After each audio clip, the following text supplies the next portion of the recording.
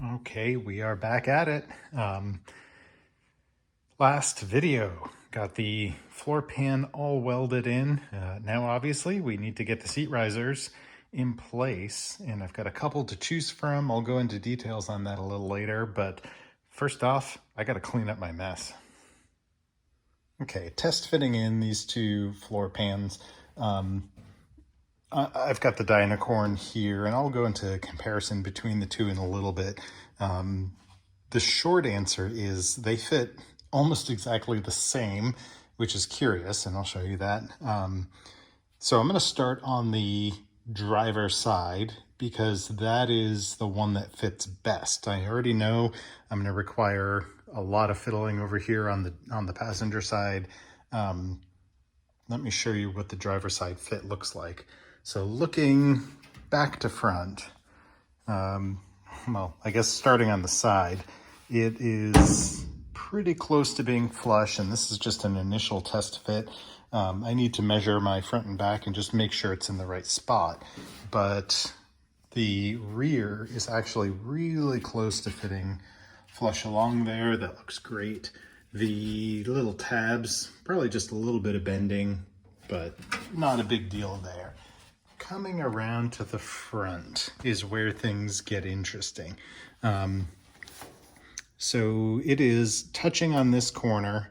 I still need to clean up the welds underneath here, as you can see. And I think there might be a little interference there, but the real trick is it is touching almost flush there. And then over here, that tab's floating a little bit, but it's touching along here. So this is, the tunnel is actually what's stopping us from going any further down.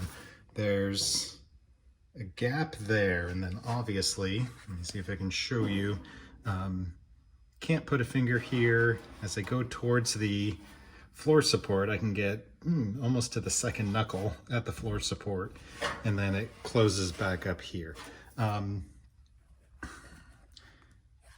Now there's, I mean, we know that we are flush up against the floor support. The floor is on the floor support, and there's not a lot of wiggle room on here.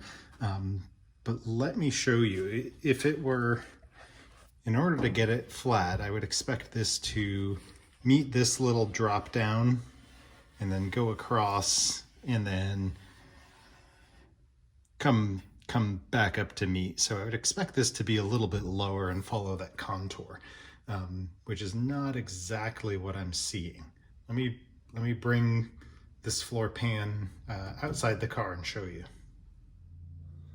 Okay, I'm gonna make an attempt to show you what I've got going on. Just a cheapy little old straight edge level here.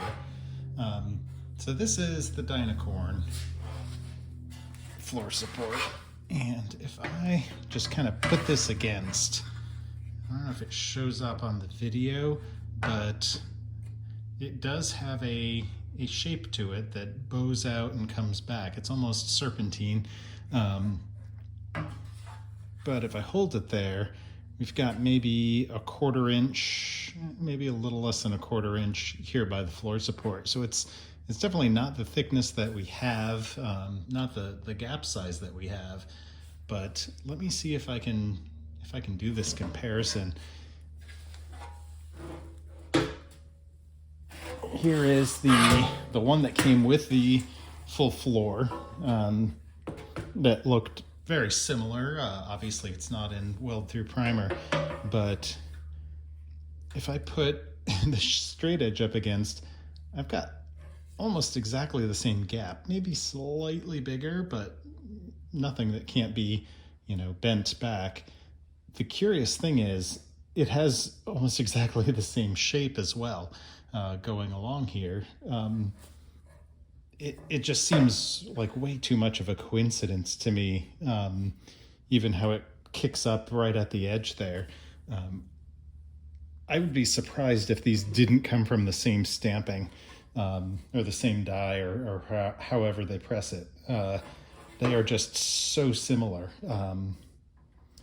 I'll go with whichever one fits best and match them right to left, but yeah, just a curiosity. The one that came with the floor support is almost identical, if not identical, to the name brand Dynacorn from maybe 10 years ago. So just a curiosity.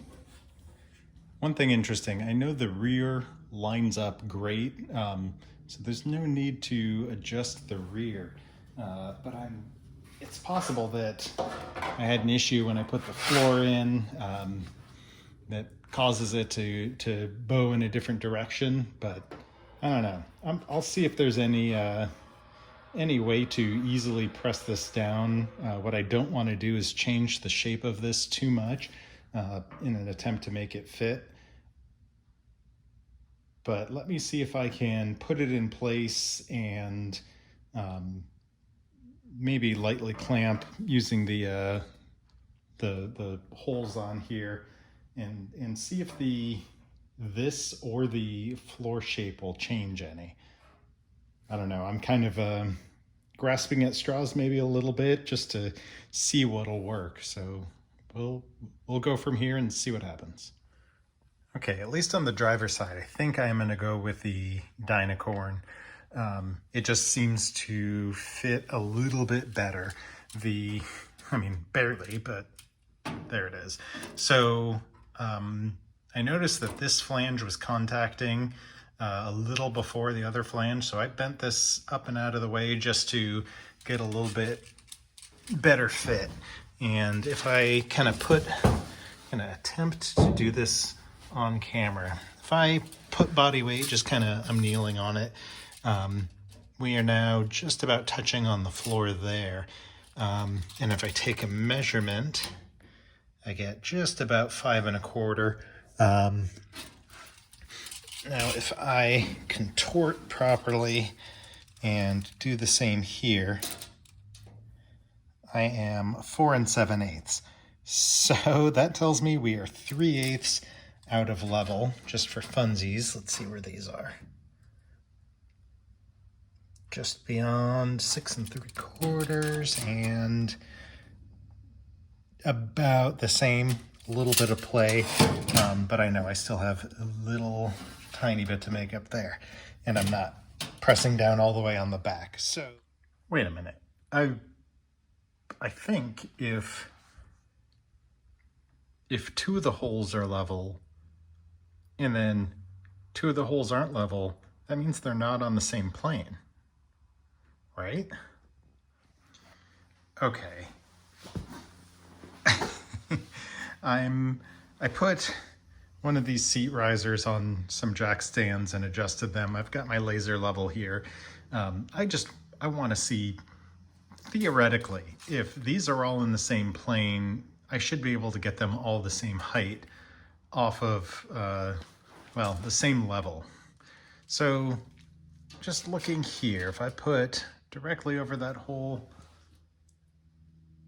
I've got 4 1/4.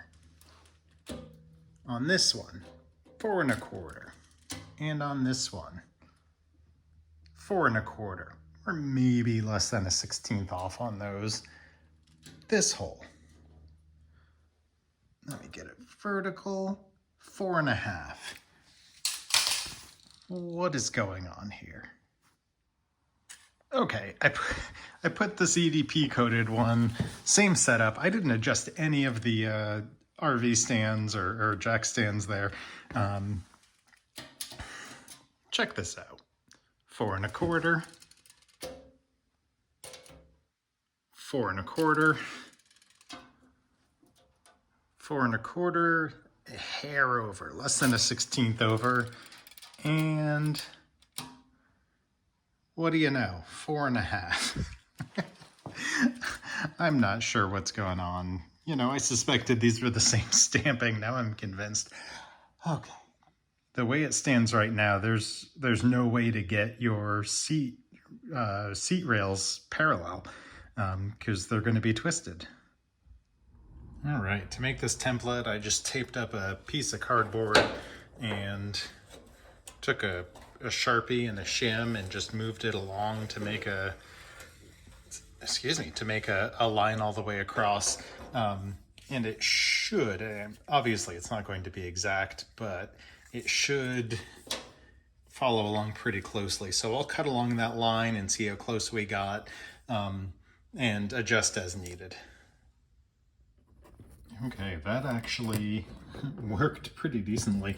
I might just trim a little bit just to get it closer to meeting that contour, but for a quick and dirty estimate of what it looks like, that's not too terrible. So here's what I'm going to do. Kind of considering just the front for a second, this would need to drop down. So what I'm going to do, I'm also considering I'm touching here, and then I have the gap spaced away that slowly closes up. I think what I'm going to do is start by